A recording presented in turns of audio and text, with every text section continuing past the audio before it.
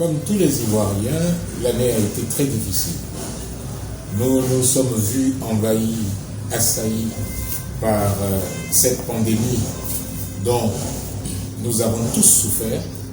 Et il faut avouer que, au regard de l'économie mondiale qui est frappée de plein fouet, au regard des effets de cette pandémie sur la cohésion des sociétés et l'harmonie des communautés, nous pouvons être certains que les années qui viennent seront des années difficiles parce que personne n'a encore envisagé de solution. C'est à croire que le monde dans lequel nous vivons aujourd'hui est en train de muter.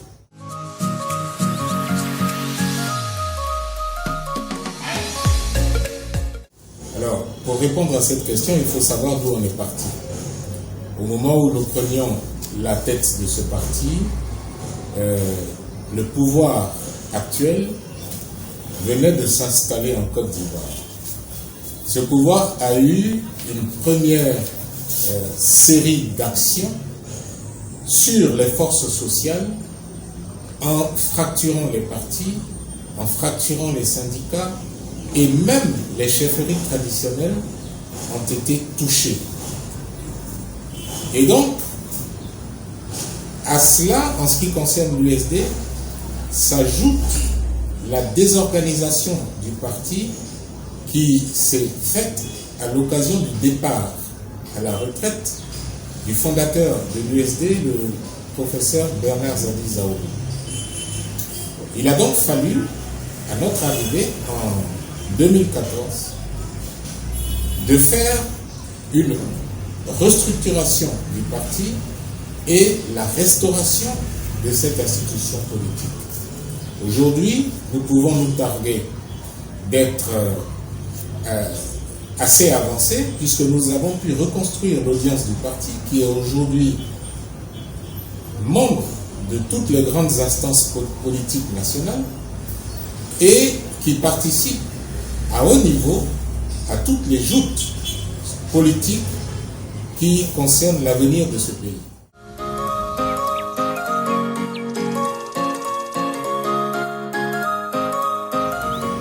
Je dois constater que au sein d'une même famille, il doit pouvoir y avoir un débat. Nous sommes en présence d'un débat interne, même si ce débat est un débat crucial sur des questions hautement sensibles, parce que d'aller ou de ne pas aller aux législatives, d'aller ou de ne pas aller à ce dialogue qui a commencé le 21, ce sont deux questions très importantes qui emportent l'avenir même de la nation. Parce qu'il faut se souvenir qu'au sortir de la campagne qui nous a amenés au 31 octobre, nous avions pris des engagements vis-à-vis du peuple de Côte d'Ivoire. Nous avions pris l'engagement d'entrer en discussion avec ce pouvoir-là que si les conditions que nous avons édictées étaient réunies. Or, sans qu'aucune condition n'ait été réalisée, et avec un pouvoir qui choisit lui-même ses interlocuteurs, il ne pouvait pas être question d'un dialogue constructif et sain. Nous avons refusé ce dialogue et nous continuons de le refuser. Ensuite, au cours du dialogue, on nous dit qu'il s'agit d'aller aux législatives. Je précise, au cas où ça ne serait pas clairement apparu aux yeux de certains, que celui qui s'est fait élire ou proclamer président de la République le 31 octobre, il l'a fait en dépit de toutes les normes légales et authentiques. Le processus électoral a été faussé et la désobéissance civile et le boycott actif l'obligent à n'avoir que 7% et moins d'électeurs. Dans quel pays du monde a-t-on vu quelqu'un se proclamer président avec seulement 7% d'électeurs? À partir de là, nous estimons que aller à ces élections législatives, c'est déjà reconnaître un pouvoir que nous ne reconnaissions pas, parce que non élu, et légitimer donc par cet acte politique d'envergure que sont les élections législatives, un pouvoir qui n'en a pas les attributs.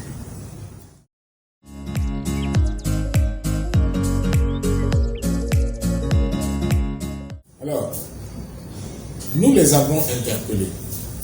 Nous continuons de les interpeller vivement et de façon très énergique. Parce qu'il s'agit là d'attitudes qui correspondent à une violation de nos accords internes. Nous les interpellons pour qu'ils se ressaisissent, parce qu'on ne peut pas avoir pris tous ces engagements devant le peuple de Côte d'Ivoire, devant nos militants, et sans crier gare, justifier du fait que nous avons trop longtemps boycotté ces élections, il faut maintenant y aller. Or, entre-temps, c'est le même adversaire qui est là, avec les mêmes pratiques, avec la même mauvaise foi, et qui ne tient pas nous abandonner une parcelle de son pouvoir. Ce serait trop facile. Et donc, on se demande, entre-temps, depuis les années où nous boycottions à aujourd'hui, qu'est-ce qui a changé? Nous disons que rien n'a changé. Or, si rien n'a changé, nous n'avons aucun élément objectif pour justifier d'y aller.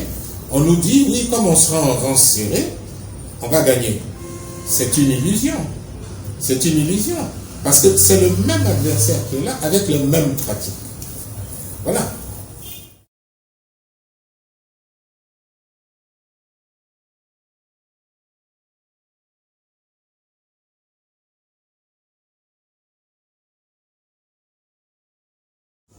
Alors, les mots ne sont pas suffisamment forts, je vais même ajouter émaillés de fraude et de violence. Et vous, les journalistes, vous êtes les grands témoins de ce qui se passe dans ce pays. Vous ne pouvez pas me contredire sur ce plan.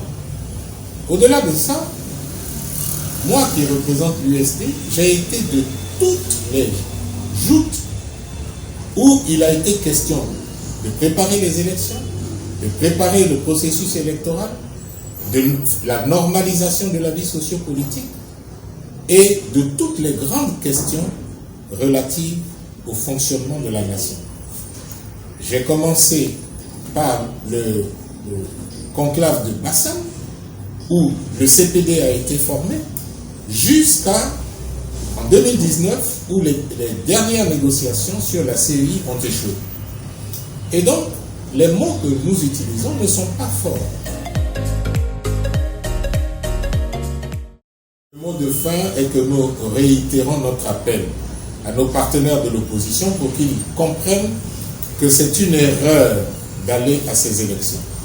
Comme l'a dit le fameux Christ Yapi, ils vont se faire humilier. Alors, nous leur disons, il faut qu'ils se ressaisissent et qu'ils acceptent maintenant que nous entrions en discussion pour revenir sur les engagements que nous avons pris et les respecter. On ne peut pas considérer que tous les sacrifices que le peuple ivoirien a fait et qui pour certains est allé jusqu'au don suprême de leur vie, que tous ces sacrifices doivent être considérés comme vains et inutiles.